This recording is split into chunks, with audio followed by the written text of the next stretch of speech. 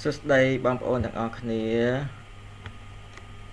អ្វីមិញគឺជាភាសាខ្មែរបាទទិវាសួស្តីអញ្ចឹងចំណងក្រោយគឺសូមថ្លែងអំណរម្ដងទៀតចំពោះមហាករុណាអធិគុណឋានលើគុណធម៌គោឡោសនោសុនមជាបណកណាឡោឈៀនញិន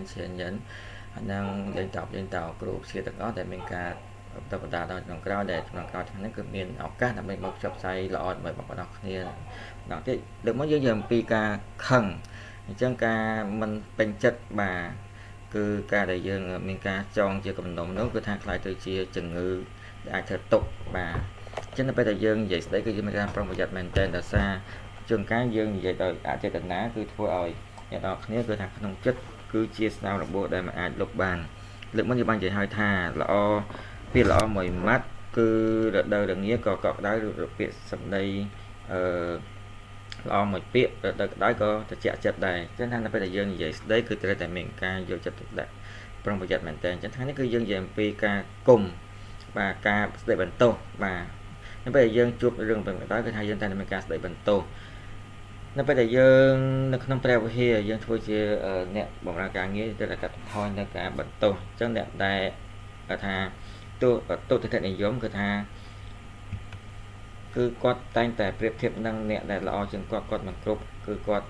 ប្រៀបធៀបជាមួយអ្នកដែលមិនល្អជាងគាត់មិនដូចគាត់គឺគាត់គ្រាន់បើជាងគេនេះគឺអ្នកដែលថាយើងគឺជាមនុស្សប្រភេទណាដែរបាទចងចាំថាក្នុងការរៀនអំពីជំនាញនោះគឺកាលហ្នឹងគឺมันអាចទៅប្រឡងជាបានបាក់បោបានទេហើយនៅក្នុងផ្ទះក៏បានយកកង់ផ្ញើពីផ្ទះទៅដល់សាលារៀនគឺជារឿងហ្នឹងហើយគឺថាត្រូវជិះពីចំណតរថភ្លើងទៅដល់ផ្ទះគឺរាប់សិបនាទីទៅដល់ហើយកាលហ្នឹងគឺថាមិនមែនតែម្នាក់គត់គឺមានមិត្តរួមថ្នាក់ម្នាក់ទៀតដោយសាររាល់ថ្ងៃពុធគឺយើងតែចេញពីរៀនរៀងលឿនបន្តិចហើយមកក្រោយក៏បានជិះជាមួយមិត្តរួមថ្នាក់ហ្នឹងថាពីសាលារៀនជិះទៅដល់កន្លែងរ៉ាទេភ្លើងនៅពេលនោះជិះហ្នឹងក៏ពីរនាក់គឺជិះទន្ទឹមគ្នាគឺអត់កើតទេមានគ្រោះថ្នាក់ដោយសារពេលនោះគឺថាចេញពីរៀនរៀងឆាប់បន្តិចគឺជិះកង់បណ្ដាធាក់កង់បណ្ដាក៏ជិះគ្នាបណ្ដាស្រាប់តែអ្នកនៅចិត្តខាងហ្នឹងក៏មានគេសផ្លេឡានពីក្រោយបាទប៉ានៅពេលនោះគឺនៅក្រៅក៏បានបែរពីខាងក្រោយជាមួយមិត្តរួមថ្នាក់ម្នាក់ទៀតហើយស្រាប់តែថាមានមិត្តរួមថ្នាក់ម្នាក់ទៀតគឺជាអ្នកដែលបើកឡានហ្នឹងគឺមិត្តរួមថ្នាក់ម្នាក់ទៀតតែគាត់មានការប្រឡងបានជាបានបាក់បោហើយអញ្ចឹងគាត់ក៏បានជិះឡានសផ្លេដាក់គ្នាហើយថាគាត់ក៏បានបើកកញ្ចក់ថាយ៉ងយើងជួបគ្នានៅទីក្រុងថៃចុងណាអ្នកឯងជិះកង់បដាទៅក៏ប្រញាប់ពេកក៏បាននិយាយជាមួយនឹងក្រោយបែបនេះមកក្រោយក៏បានលើកអញ្ចឹងហើយក៏បានបែរទៅ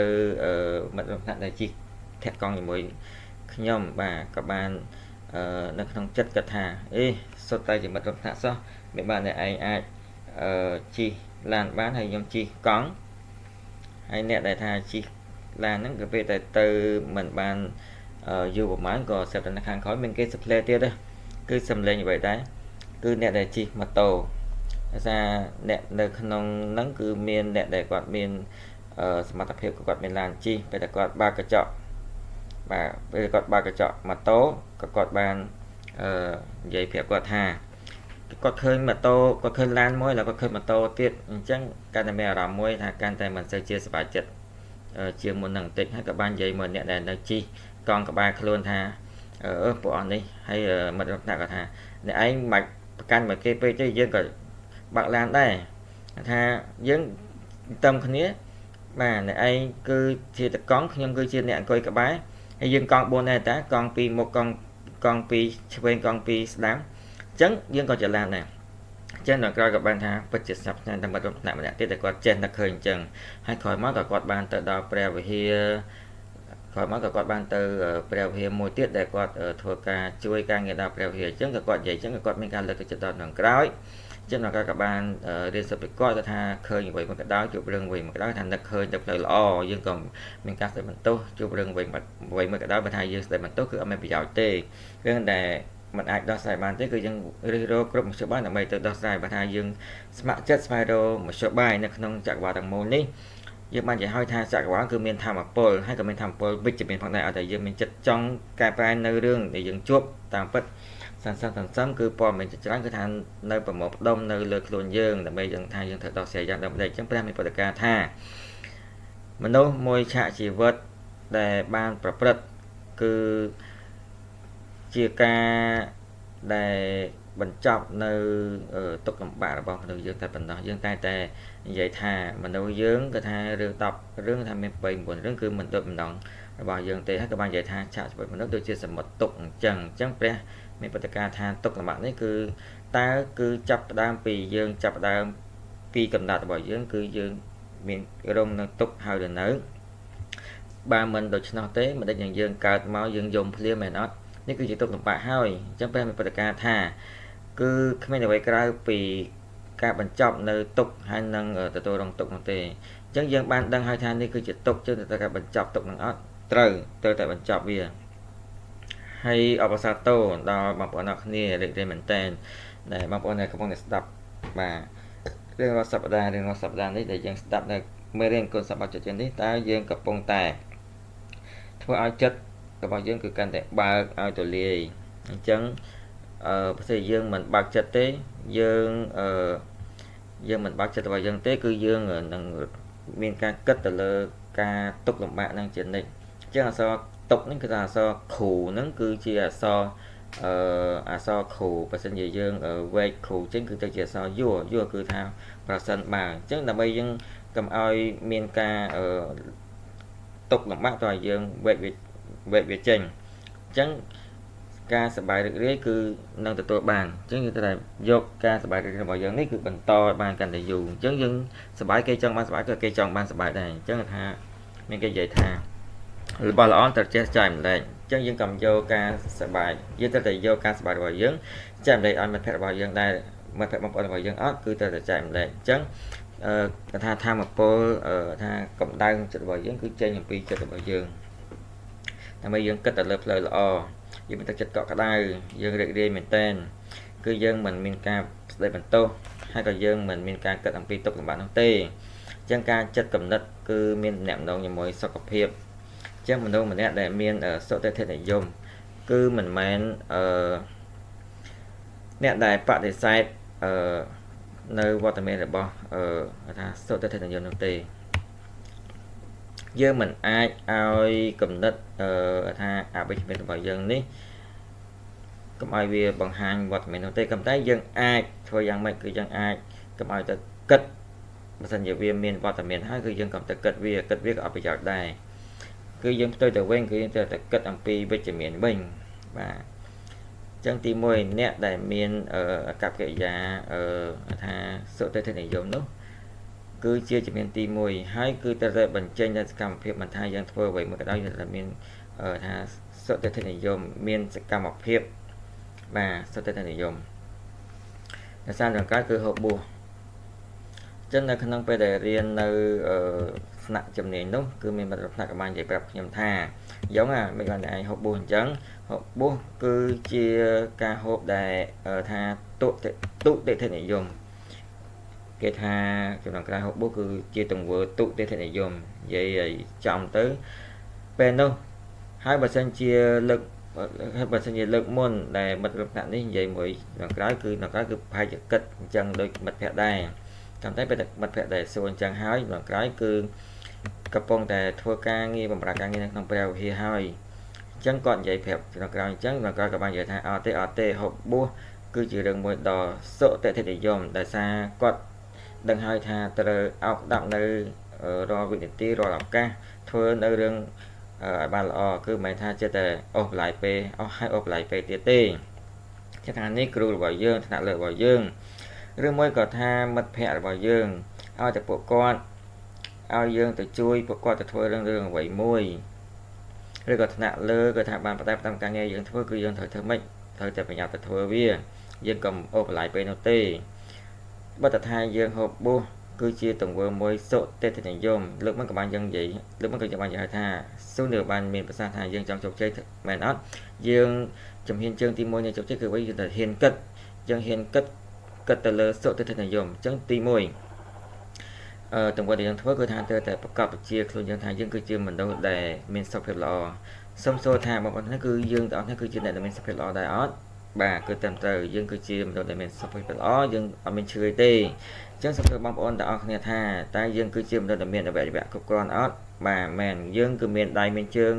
អវយវៈគ្រប់គ្រាន់យើងត្រូវតែមានការដឹងគុណអត់គឺត្រូវតែមានការដឹងគុណដោយពិតប្រាកដដឹងគុណអ្វីអរគុណដល់អត់គុណថាលើគុណថងពុទ្ធអរគុណដល់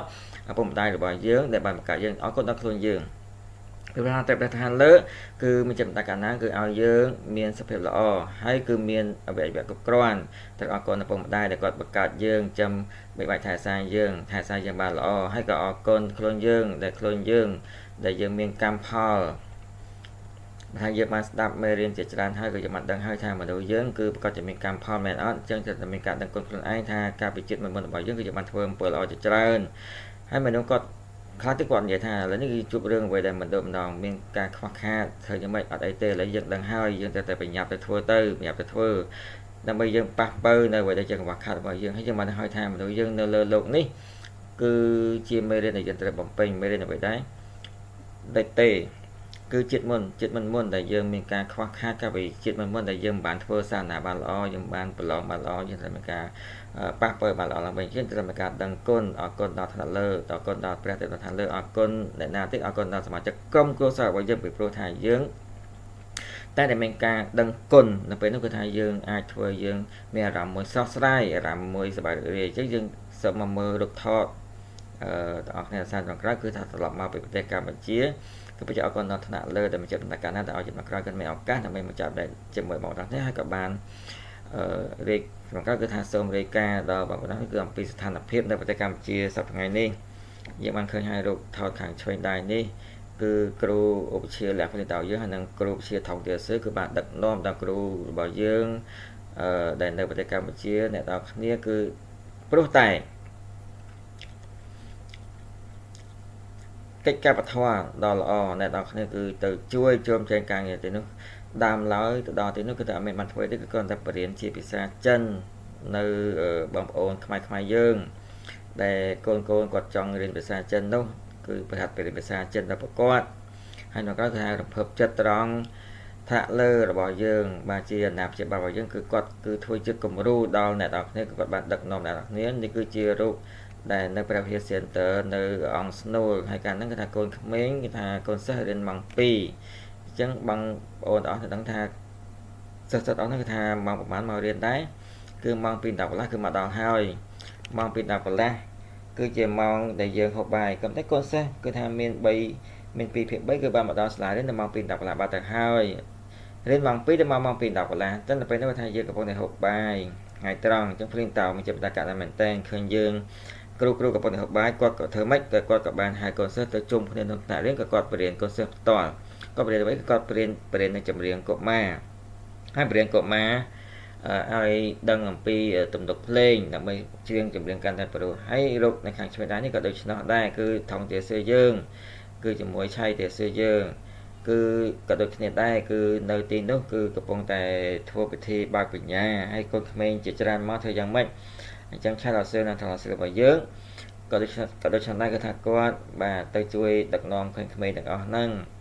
ហើយគាត់ក៏បានថតជាវីដេអូទុកផងដែរដោយសារខ្លាចថាពេលដែលយើងចាក់វីដេអូនេះថារៀងចំណាយពេលយូរអញ្ចឹងការចាក់លេខនេះថាយើងមានពេលកំណត់អញ្ចឹងខ្លាចថាខាតពេលវេលាដែលយើងចាក់វីដេអូគឺឲ្យត្រឹមតែមើលរូបថតតែប៉ុណ្ណោះអញ្ចឹងរូបមួយនេះក៏គឺថាមានការដឹងគុណមែនតែនក្នុងក្រៅថាការវិឆ្នាំ2016គឺបានទៅដល់ប្រទេសកម្ពុជាហើយអរគុណដល់ថងទានចសឺយើងនឹងចំណាក់កណាគឺដោយសារតែថ្ងៃពុធបាទគឺអត់ទេគឺថ្ងៃសុក្រពេលទៅដល់ប្រទេសកម្ពុជាហ្នឹងដល់ពេលថ្ងៃសៅរ៍ហើយក៏បានទៅក្រៅជាមួយឆៃឡោសឺម្នាក់ទៀតហើយនឹងថងឡោសឺយើងទៅពេលយប់ថ្ងៃសៅរ៍ហើយថងឡោសឺក៏បាននិយាយប្រាប់ក្នុងក្រៅថាចឹងឡោសឺចឹងថ្ងៃអាទិត្យយើងត្រូវទៅកន្លែងឈើស៊ីងដើម្បីទៅទស្សនកិច្ចចឹងលោកត្រៀមមេរៀនមួយបានអត់នៅពេលនោះគឺថាមានការឈឺក្បាលមែនតើមិនបានឈឺក្បាលតែសារទៅដល់ទីនោះអត់ដឹងថាឲ្យទៅបកស្រាយមេរៀននៅទីនោះទេនៅពេលនោះគឺក្នុងចិត្តគិតថារៀង រៀងខួរក្បាលរៀងហ៊ីធំតិចបាទក៏តែគាត់នៅតែមានការអរគុណដល់ថងឡៅសឺដោយសារគាត់មានបានយកកុំព្យូទ័រ laptop គាត់ទៅជាមួយអញ្ចឹងហើយបីដូចជាការរៀបចំដល់ល្អរបស់ព្រះឋានលើដែលឲ្យជាបង្កយកកុំព្យូទ័រទៅជាមួយអញ្ចឹងបង្កគាត់ថាចាប់ដើមបើកកុំព្យូទ័ររៀបចំមេរៀនពេលដែលទៅដល់ទីនោះក៏ចាប់ដើមបកស្រាយដោយសារទីនោះគឺត្រូវការមានគេបកប្រែផងដែរអញ្ចឹងមេរៀនមួយគឺត្រូវនិយាយ2ម៉ោងបកប្រែអស់1ម៉ោងបាត់ហើយក៏បានថតរូបជុំគ្នាជាមួយកូនសិស្សអស់គ្នាហើយអញ្ចឹងច្រើនយ៉ាងសឿបាទកន្លែងឈើស៊ីនហ្នឹងគឺគាត់គាត់ថាមានការច្បាស់បាទមានការថាយល់ដឹងថាមានធនធានមនុស្សដែលអាចបកប្រែបានអញ្ចឹងបើកងសង្ឃយើងគឺក៏จะអាចមានអ្នកបកប្រែបានដូចគេអញ្ចឹងហើយនេះគឺជាសាលារៀននៅអង្គស្នូលដែលកូនក្មេងដែលជាកូនសិស្សគាត់ថាមានអ្នកខ្លះជិះកង់អ្នកខ្លះដើរមកអ្នកខ្លះបើជើងផ្ទាត់បាទហើយផ្លូវគឺថាផ្លូវស្មើមែនតែនអញ្ចឹងហើយតែប្រាប់គេថានេះគឺជាមហាវិថីឆុងចឹងបាទដោយសារនេះគឺជាផ្លូវមួយនៅព្រះវិហារនៅមុខព្រះវិហារនៅខាងមុខព្រះវិហារហើយគឺក្រាលដោយថ្មគ្រួសគឺហាក់បីដូចជាឆ្នាំ1940 50នៅតៃវ៉ាន់ដូចឆ្នាំដែរនៅតៃវ៉ាន់គឺផ្លូវបែបដូចនេះបាទក្រាលដោយថ្មគ្រួសហើយកូនហ្នឹងគឺពិតជាគួរឲ្យស្លាប់មែនតើហើយដើរនៅលើផ្លូវហ្នឹងគាត់ថាឃើញថានេះគឺជាមហាវិថីហើយបើទៅជាភ្លៀងទៅជាខ្យល់ក៏កូនសិស្សគឺមករៀនសូត្រដែលអត់មានឈប់ទេនេះគឺជាអ្នកគ្រូស៊ូលៀងដែលគាត់មើលបរិញ្ញាហ្នឹងគឺថាគាត់ជិះម៉ូតូបងប្អូនថាដឹងទេថាគាត់ជិះម៉ូតូចំណាយពេលប៉ុន្មានគាត់ជិះម៉ូតូចំណាយពេលកន្លះម៉ោងហើយគាត់ជារាល់អាទិត្យគឺគាត់មកបរិញ្ញា2ថ្ងៃឬក៏1ថ្ងៃកន្លះគឺគាត់ជិះម៉ូតូមកថាចំណាយពេលកន្លះម៉ោងបានដល់ត្រឡប់ទៅផ្ទះកន្លះម៉ោងហើយឡៅសឺហើយចឹងឡៅសឺយើងក៏បានប្រាប់គាត់ថាតែឯងឡៅសឺឯងគឺបរិញ្ញាថាដល់ម៉ោង5ល្ងាចគឺត្រូវទៅវិញហើយត្រូវត្រឡប់ទៅផ្ទះវិញដោយសារទីនោះថាអត់មានភ្លើងបំភ្លឺផ្លូវទេគឺមានតែភ្លើងសូឡាមួយគត់អញ្ចឹងចេញពីសាលារៀនហ្នឹងទៅថាអត់មានភ្លើងបំភ្លឺផ្លូវទេអញ្ចឹងដើម្បីយកតន់ថាមុនម៉ោង5ល្ងាចគឺត្រូវតែបាទទៅផ្ទះឲ្យបានមុនបាទឲ្យបានមុនម៉ោង5ល្ងាចគឺដើម្បីតែគិតអំពីសុវត្ថិភាពរបស់ប្រកបដែលធ្វើដំណើរត្រឡប់ទៅវិញនោះអញ្ចឹងនេះគឺជាពេលដែលដើមឆ្នាំដែលយើងធ្វើកម្មវិធីបួងសួងកម្មវិធីដឹងគុណនេះជាកូនទាំងអស់គ្នាថាកំពុងតែជុំគ្នាដើម្បីសរសេរពាក្យដឹងគុណសរសេរ poster កាត់ poster ហើយក៏គេថាមានការអរគុណដល់គ្រូទាំងអស់គ្នាហើយនឹងរៀបច្បងដល់គ្នាអញ្ចឹងបើក៏ថាមានការសរសេរបាទការបួងសួងនេះបាទអាសាការហ្នឹងគឺថាមានកូវីដបាទអញ្ចឹងយើងបួងសួងដល់ព្រះទេវតាឋានលើដើម្បីឲ្យគ្រោះមហន្តរាយសាបសូន្យឲ្យជំងឺកូវីដគឺថាមានការស្ងប់សុខ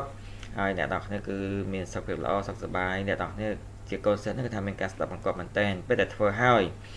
គឺក៏បានដាក់នៅលើតុព្រះដើម្បីរៀបជាអក្សរមួយដើម្បីធ្វើការបួងសួងដល់ព្រះទេវតាឋានលើដើម្បីឲ្យជួយថែរក្សាអ្នកទាំងគ្នានៅពេលដែលបួងសួងហើយមានការដឹងគុណហើយក៏បានការចាប់រង្វាន់បាទនៅក្នុងព្រះវិហារដែលមានការថតជុំក្នុងព្រះវិហារនៅក្នុងថ្នាក់រៀននឹងចៅបរិញ្ញាកូនសិស្សគឺត្រូវការទៅសួរស្តុកដល់អាណាព្យាបាលរបស់កូនសិស្សអត់គឺត្រូវតែទៅបើថានិយាយភាសាខ្មែរបានមែនកំដៅឡៅsưយើងថាគាត់នៅតែត្រូវទៅសួរស្តុកដល់អាណាព្យាបាលរបស់កូនសិស្សដល់ផ្ទះដោយសារស៊ូលៀងថាគាត់មានការរំលឹកដល់លោកគ្រូថាលោកគ្រូដល់ថ្ងៃទៅរំលឹកមេរៀនហើយដល់ថ្ងៃត្រូវទៅសួរស្តុកអាណាព្យាបាលកូនសិស្សហើយអញ្ចឹងពេលដែលចំណុចក្រោយថាទៅដល់ភ្នំពេញដែលកំពុងតែប្រជុំនឹងភ្លេចថាដល់ថ្ងៃដែលត្រូវទៅសួរស្តុកដល់ផ្ទះកូនសិស្សហើយអញ្ចឹងដល់ក្រោយក៏បានធ្វើការលាដល់ Full Town ហើយនឹងថងទាសឺហើយក៏បានត្រឡប់ទៅដល់អង្គស្នូវិញដើម្បីទៅជាមួយគ្រូដើម្បីទៅសួរស្តុកដល់ផ្ទះរបស់កូនសិស្សហើយក៏បានយកនំមួយថង់បាទយកទៅជាមួយនឹងហើយក៏បានទៅដល់ផ្ទះកូនសិស្សក៏បានចែកនៅអ្វីដែលនៅក្នុងថង់មានដូចជានំដូចស្ករគ្រាប់អីហ្នឹងដើម្បីឲ្យកូនទាំងអស់គ្នាហ្នឹងហើយថ្ងៃមុនហ្នឹងគឺថាយាយរបស់កូនសិស្សក៏បានចេញមកជជែកគ្នាជាមួយលោកគ្រូកំឃើញលោកយាយគាត់អញ្ចឹងណាបាទគឺក្នុងលោកថតនេះគឺថាមនុស្ស3ជំនាន់នៅជាមួយគ្នាដូចជាជំនាន់ក្រោយបាទដូចជា អ្នកគ្រូហើយនឹងកូនសិស្សបាទគឺមានថា3ចំណោមមនុស្សហើយបាទមនុស្សចឹងថាពួកគាត់ក៏បានហៅក្នុងគេថាឡៅសឺបាទហើយកូនអស់នេះគឺថាគាត់សប្បាយរីកមែនតើយើងបរៀនចិនដល់ប្រកបបរៀនខ្មែរដល់ពួកយើងដល់លោកគ្រូវិញចឹងនេះគឺជារូបរបស់ក្រុមគ្រួសារមួយទៀតចឹងយើងទៅដល់ពីគ្រួសារហើយក៏បានដើរពីផ្ទះមួយទៅផ្ទះមួយសួរសុខទុក្ខដល់ផ្ទះអាណាព្យាបាលរបស់កូនសិស្សចឹងរូបខាងឆ្វេងគឺផ្ទះមួយរូបខាងស្ដាំគឺគ្រួសារមួយទៀតហើយក៏កូនសិស្សម្នាក់ទៀតផងដែរហើយនៅក្នុងការសួរសុខទុក្ខដល់កូនសិស្សនេះតើពិតថ្ងៃមួយនោះក្នុងក្រៅគឺនឹងសួរឡើងលោកសិស្សគឺថាដើរទៅតែប៉ុណ្ណោះថ្មើរជើងទៅហើយក៏បានទៅដល់ផ្ទះរបស់កូនសិស្ស4ផ្ទះហើយដល់ពេលទៅដល់ផ្ទះទី5ដោយសារផ្ទះរបស់គាត់រៀងឆ្ងាយបន្តិចអញ្ចឹងក៏បានជិះកង់របស់កូនសិស្សហើយក៏បានប្រាប់ថាអ្នកនរគ្នាថាដូចជា10ឆ្នាំហើយខាងជិះកង់ហើយនៅក្នុងស្ថានភាពផ្លូវលំ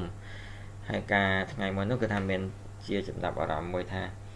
ធាក់កង់នៅផ្លូវលំនេះថាខាងធាក់កង់10ឆ្នាំហើយឥឡូវថាទៅដល់ផ្ទះក៏ចាប់ផ្ដើមហើមជើងអញ្ចឹងនៅក្នុងការទៅសួរសុខទុក្ខដល់អាណាព្យាបាលរបស់កូនសិស្សតាមផ្ទះនោះថាពួកគាត់គឺសុទ្ធតែស្គាល់ដល់ចំណងក្រោយអញ្ចឹងកាលពីឆ្នាំទៅឲ្យតែយើងចេញទៅហើយនឹងទៅជាមួយរៀបច្បងវិនស៊ីងនិងស៊ីឡូសឺហ្នឹងគឺបានទៅដោយពាក់អាវពណ៌ប្លូហើយអ្នកនរគ្នាឃើញឡូសឺដែលពាក់អាវពណ៌ប្លូហ្នឹងគឺថាសុទ្ធតែមានការអង្គគោរពសួស្តីលោកគ្រូពួកគាត់ក៏ដឹងនៅសមត្ថភាពយើងគឺជាគ្រូជនជាតិតៃវ៉ាន់ហើយក្នុងការហើយនឹងស៊ីឡូសឺគឺធ្វើដំណើរថ្មើរជើងហើយកូនអាណាព្យាបាលកូនសិស្សគឺជិះម៉ូតូហើយក៏បានឃើញក្នុងការហើយនឹងស៊ីឡូសឺហ្នឹងហើយក្នុងការក៏បានមើលទៅអាណាព្យាបាលកូនសិស្សក៏បានងក់ក្បាលហើយអាណាព្យាបាលរបស់កូនសិស្សគាត់និយាយថាម៉េចនិយាយទៅថាគាត់និយាយខ្មែរក្នុងការគឺនិយាយចិនក៏តែគឺធ្វើកាយវិការដោយដៃជើងហ្នឹងហើយក្នុងការគឺថាឃើញគាត់ធ្វើដៃចង្អុលថាឲ្យចំណងក្រោយហើយនឹងស៊ីឡូសឺហ្នឹងគឺថាឡើងលើម៉ូតូដោយសារគាត់ចង់ជិះម៉ូតូដឹកទៅគាត់ថាបាញ់គាត់ដើរបានហើយអញ្ចឹងគាត់ដើរទៅអាណាព្យាបាលកូនសិស្សហ្នឹងថាដើរថាជិះម៉ូតូតាមក្រោយតាមពីក្រោយគាត់ខ្លាចថាគ្រូទាំងពីរហ្នឹងហើយលោកគ្រូណារៀងដើរចុកជើងត្រូវការជិះម៉ូតូគាត់នៅពីក្រោយអាចដឹកបានអញ្ចឹងនៅពេលដែលទៅនោះបាទទៅលើកហ្នឹងគឺថាដូចទៅជាមួយអ្នកគ្រូហ្នឹងអញ្ចឹងគឺថាពេលដែលទៅដល់ផ្ទះលោកយាយហ្នឹងហើយក៏បានហៅលោកយាយថាបងស្រីហើយក៏បានសួរឡៅសឺសលាំងនៅរឿងមួយចឹងឡៅសឺសលាំងក៏បានសួរថាឡៅសឺឯងហូបអីដែរហើយដល់គាត់ថាគាត់ហូបបាយតាហូបបាយធម្មតាតាមិនបានជាលោកយាយក៏សួរអញ្ចឹងដោយសារឃើញឡៅសឺឯងថាមួយខែហើយខានដើរកាត់នៅក្នុងភូមិហ្នឹងហើយឃើញទេបាទគាត់ថាលោកយាយគាត់ថាគាត់ចាប់អារម្មណ៍មែនតើចំពោះទង្វើរបស់ក្នុងក្រោយបាទរយៈពេលមួយខែថាអត់ឃើញចេញដែរក៏ដឹងដែរអញ្ចឹងមិនត្រឹមតែលោកយាយទេអ្នកនរគ្នាក៏ដូចគ្នាដែរដោយបងស្រីខាងនេះដែលក្នុងក្រោយថានៅកន្លែងអងស្នូហ្នឹងគាត់ថាគឺមានតែបរទេសម្នាក់គត់នៅក្នុងភូមិទាំងអស់បាទគឺប្រកបមានការចាប់អារម្មណ៍ដល់សុខភាពរបស់ក្នុងក្រោយដែលនៅក្នុងសាលារៀនតែម្នាក់ឯងហើយស្រាប់តែថាមានអាណាព្យាបាលខ្លះថាគាត់ជិះម៉ូតូកន្លងជុំវិញសាលារៀនហ្នឹងដើម្បីមើលថាតើសុខភាពល្អអត់ហើយក៏មានម្ចាស់សំណាក់តកហងម្នាក់បាទដែលគាត់មានឈ្មោះថាជីសៀនគាត់គឺជាម្ចាស់សំណាក់ហ្នឹងគាត់ក៏បានប្រាប់ដល់ចង្កោថាប្រជាជនក្នុងភូមិគឺតែងតែជិះម៉ូតូកន្លងជុំវិញដើម្បីមកមើលសាលារៀនដើម្បីមកមើលថាលោកគ្រូថាគាត់នៅក្នុងវិហារអត់គាត់មានសុខភាពអត់គឺពិតជាដឹងគាត់ទៅប្រកបមែនតើអញ្ចឹងពេលដែលទៅដល់ផ្ទះរបស់អាណាព្យាបាលកូនសិស្សគឺថាប្រកបតែមានការជូននៅជាបន្លែដែលគាត់ដាំផ្ទាល់ដៃស្ទើរតែបន្លែថាសរីរាង្គដែលអត់មានដាក់គីមីទេហើយពេលដែលយកបន្លែទៅឲ្យដល់សាលារៀនក៏មានដែរដោយសារថ្ងៃមួយនោះគឺក្នុងក្រៅអត់នៅសាលារៀនទេក៏គាត់ឲ្យកូនរបស់គាត់យកបន្លែនេះទៅឲ្យលោកគ្រូដល់សាលារៀនផងពិតជាអរគុណដល់ពួកគាត់ដែលជាបងប្អូនប្រជាជនខ្មែរយើងបាទគឺជាសមាជិកក្រុមគ្រួសារដល់គ្នាហ្នឹងគឺថាមានការមើលថែអាសាដល់ក្នុងក្រៅដែលជាជនជាតិបរទេសមួយនេះហើយការហ្នឹងគឺថាអត់មានភ្លើងដាច់ភ្លើងអញ្ចឹងក៏បានយកកៅអីយកតុក៏បានយកមកដាក់ខាងក្រៅរៀងភ្លឺបាទ ដែលនៅខាងថាក្រោមដំបូលផ្ទះខាងក្រៅហ្នឹងបាទចឹងក៏បានរៀននៅខាងក្រៅទៅបាទរសាត់ដាច់ភ្លើងបាទចឹងដល់ក្រៅគឺថាមានការអរគុណដល់កូនសិស្សទាំងអស់គ្នាដែលថាឆ្នាំក្រោយអត់នៅពួកគាត់គឺតាមអាទិត្យពីអាទិត្យគឺពួកគាត់គឺតែងតែមានការបោសសម្អាតជូតកញ្ចក់ជូតអិតអីខ្ញុំគាត់ថាមិនមករៀនមិនបាច់បោះជូតទេគាត់ថាអត់ទេកូនសិស្សថាពួកគាត់ត្រូវការធ្វើទាំងបោះបង្គន់បាទទាំងផ្លូវដំណើរផ្លូវដើរថ្មើរជើងគឺគាត់តែកូនសិស្សគឺតែងតែមានការជូតអិតឲ្យស្អាតជួយថែរក្សាបរិស្ថានសាលារៀនក៏ពិតជាអរគុណដល់កូនសិស្សទាំងអស់គ្នាអ្វីដែលអរគុណខ្លាំងបំផុតគឺសមាជិកក្រុមគ្រួសាររបស់ចុងក្រោយដែលសារចុងក្រោយគឺទៅដល់កម្ពុជាបាទគឺរឿងនៅតៃវ៉ាន់គឺមានសមាជិកក្រុមគ្រួសារចុងក្រោយតាំងពីឪពុកឬមកតាបងស្រីរបស់ចុងក្រោយប្អូនស្រីហើយនឹងគ្រួសាររបស់ចុងក្រោយគឺអ្នកគ្រូចាងហើយនឹងកូនរបស់ចុងក្រោយគឺមានការគាំទ្រពីខាងក្រោយបើមិនជាអត់មានប្រកបគាំទ្រទេគឺចុងក្រោយគឺអត់អាចនៅស្រុកខ្មែរបានយូរនោះទេអញ្ចឹងយើងទៅដល់ទីកន្លែងណាគឺយើងមានការដឹងគុណដល់បាទទីកន្លែងណាពេលវេលាមួយណាតែមានការដឹងគុណគឺយើងនឹងទទួលបានការស្រឡាញ់ចូលចិត្តគឺជាមនុស្សដែលមានអំណោយទានដែលគេស្រឡាញ់ចូលចិត្តយើងអញ្ចឹងក្នុងចិត្តរបស់យើងគឺកុំឲ្យមានទឹកកុំឲ្យមានការគិតនៅអវិជ្ជមានកុំឲ្យមានការគិតមិនល្អយើងកុំកេងចំណេញពីគេកុំគិតចង់បានកេងប្រវ័ញ្ចពីគេអានេះគឺមិនល្អទេនេះគឺជាការខាត់បងខ្លួនយើងធ្វើបាបដល់គេអញ្ចឹងយើងកុំធ្វើមកទៀតគឺថាយើងកុំធ្វើឲ្យមានការថាប៉ះពាល់ដល់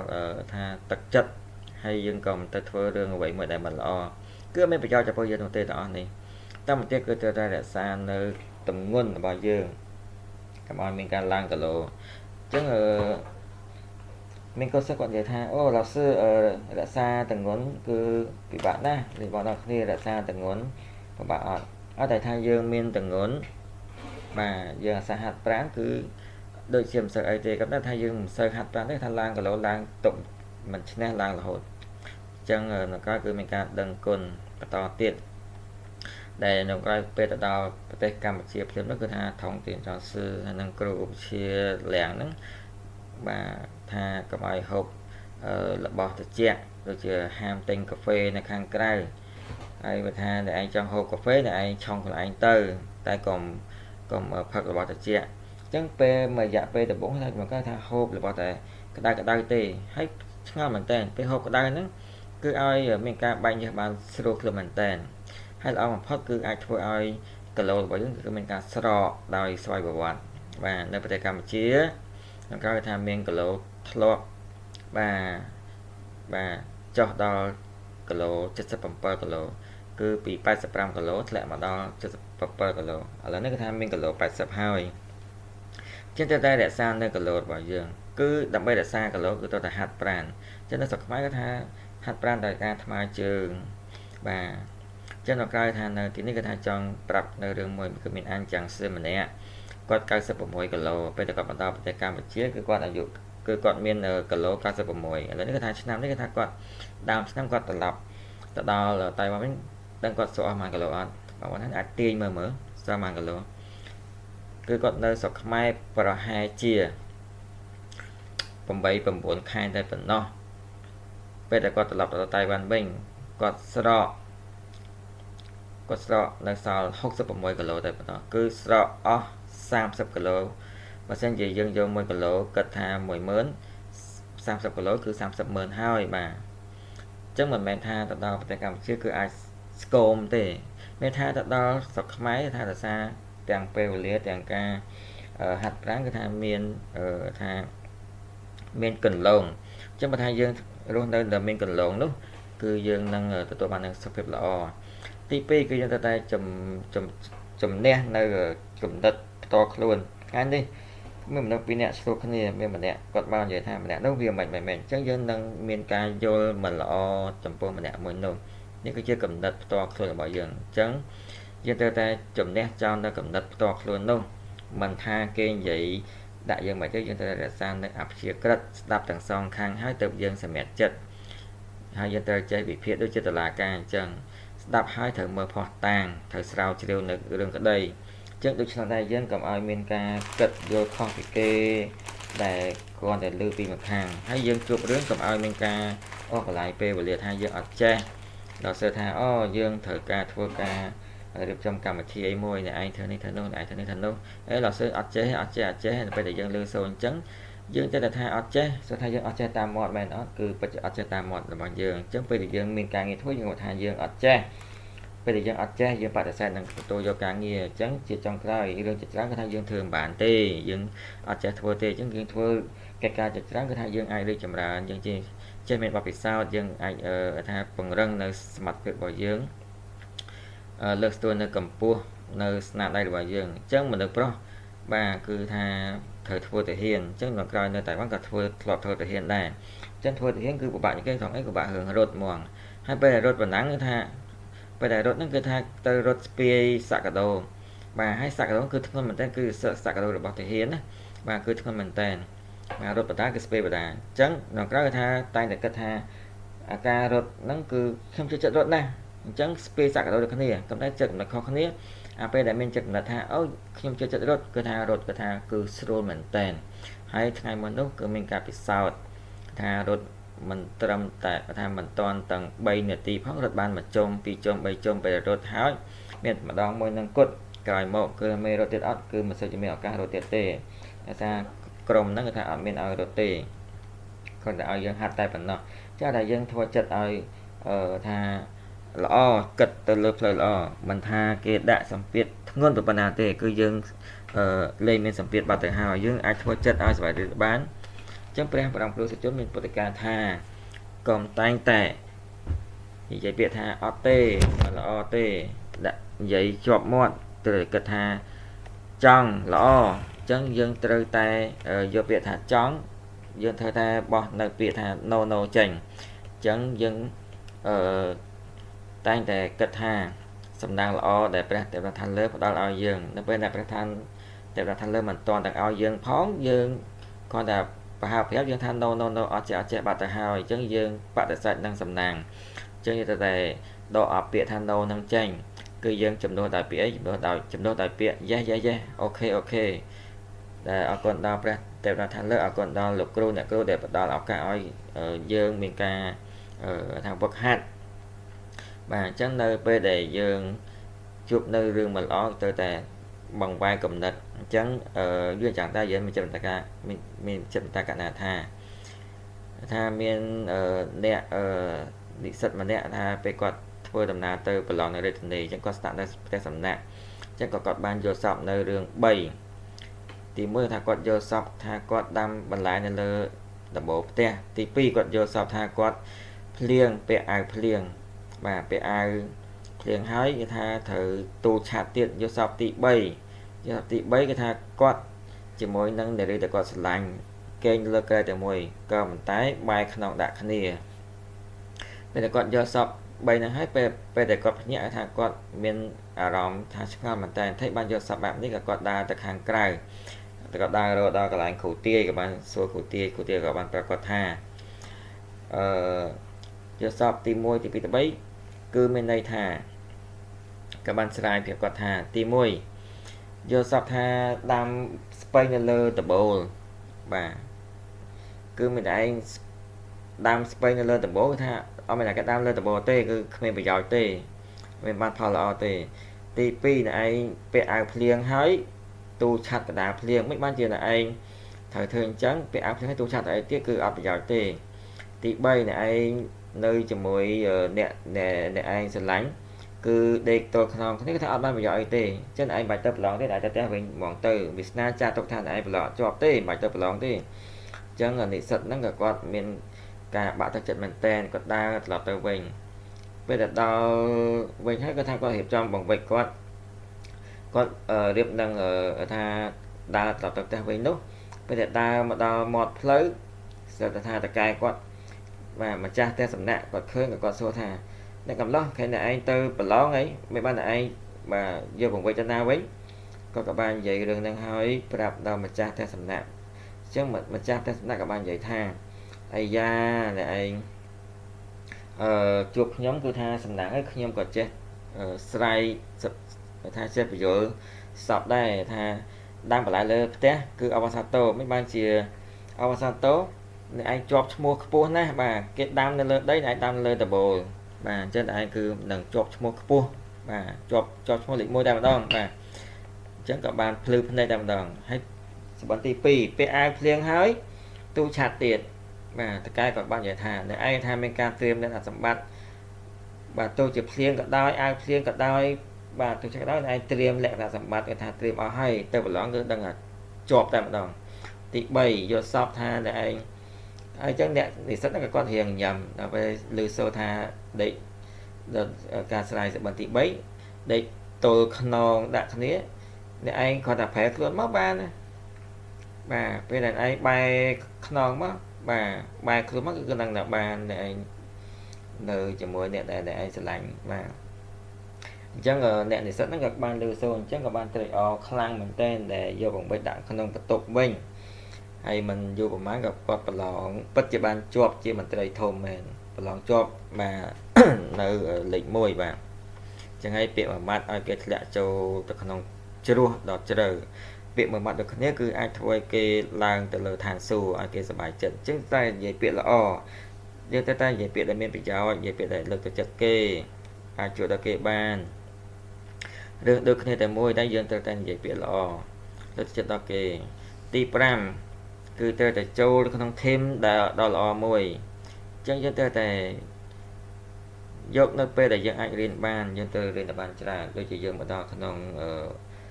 ព្រះវិហារក៏យើងអាចរៀនសូត្រនៅចំណេញទី